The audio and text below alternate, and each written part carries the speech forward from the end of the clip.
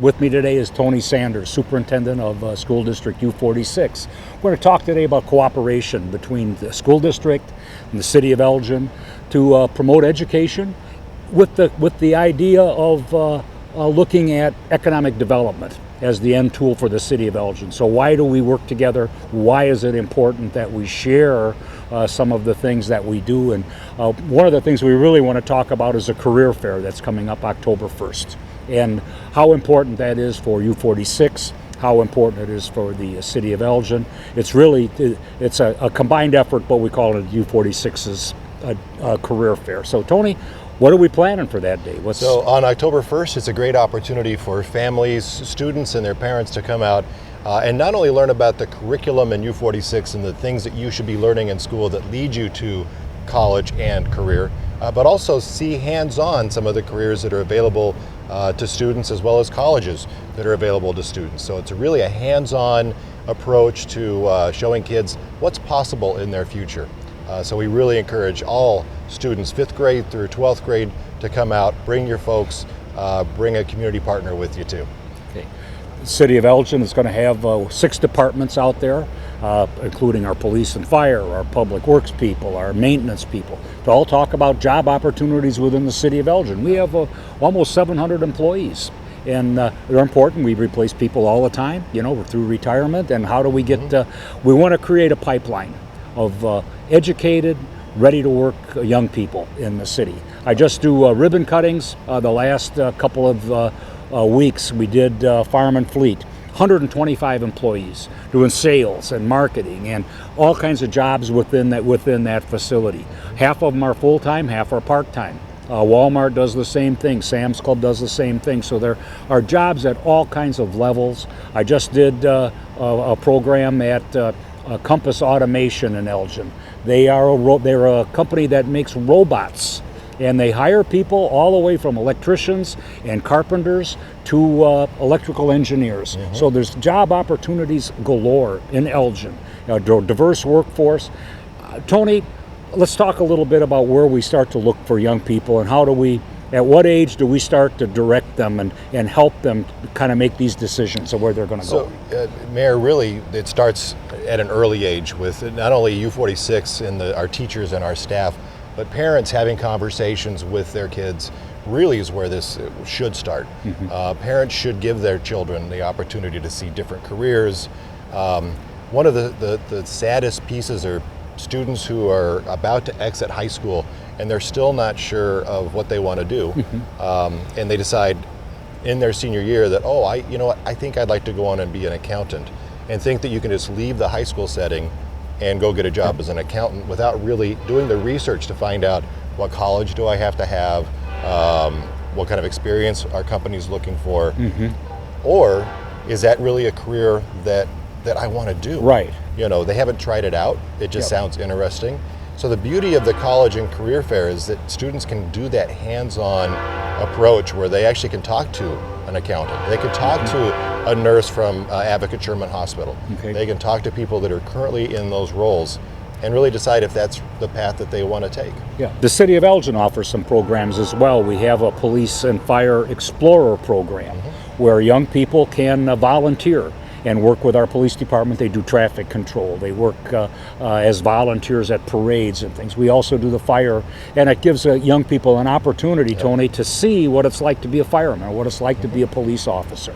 I've ridden around with these kids, and some of them have been in the program for 3 or 4 years. And I said, "What do you want to do?" "I want to be a police officer." Right. So they want to move on. We now have, as part of the system, the education system within the U-46 and the Elgin boundaries at Elgin Community College, we also have a new police and fire safety facility that ECC built. So these things are opportunities for young people to make up their mind. Where do they want to go? Not everybody wants to be a fireman. Not every firefighter puts out fires. Most of them are EMTs. They're doing medical work. So there's a lot of different career options.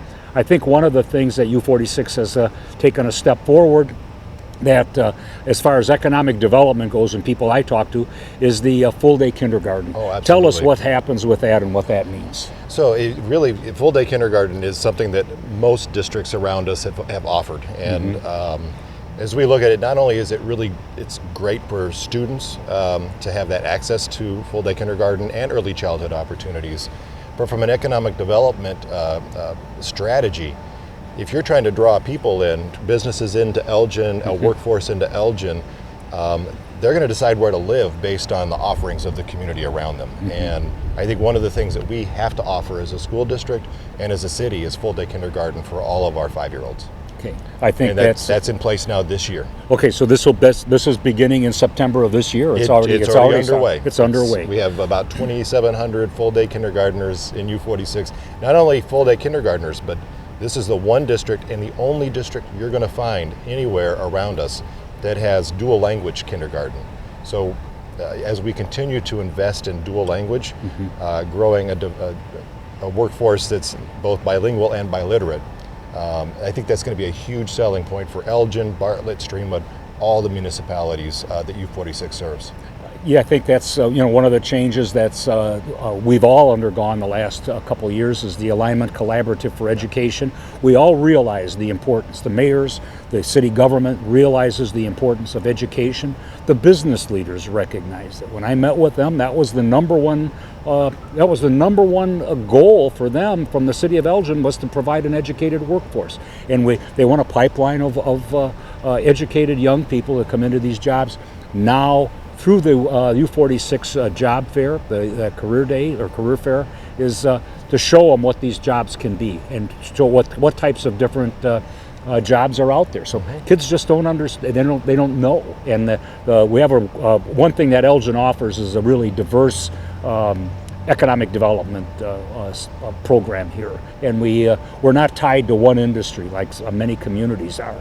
And many of our employees are businesses here employ from 1 to 200 people. It's pretty good sized, but we don't see those 5,000 and 6,000 employee businesses in Elgin, and that's a good thing. From my standpoint, that's a good thing. And I think from education standpoint, it makes it a little bit more difficult because we have a process that we have to go through to get there. And that's what we're working on. That's what U-46 and the city of Elgin are working on.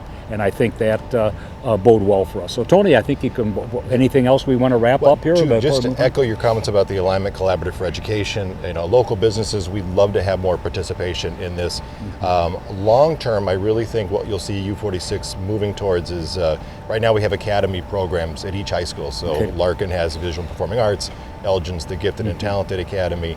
The vision for U-46 is to make that the academy type experience available to every kid that comes through our doors in the long run. So could we have a healthcare academy, for example, at one of our high schools, so the kids are hands-on learning what it's like to work in a healthcare setting. So that's, I think, a vision that we have and something that we're going to be working diligently through the Alignment Collaborative towards. The other thing, just from an economic development, is one thing that we're doing, this is the second budget we've submitted to the Board of Education that does not project an increase in local property taxes. We really want to ensure that our property taxes from U-46, that we're being responsive to taxpayers. We certainly need the additional revenue, but at the same time, we also know that the burden that property taxes are currently having on businesses and on residents. So for the second year, we're keeping that flat. Yeah, and I think we look at it from, you and I both deal with property taxes and tax structures all the time.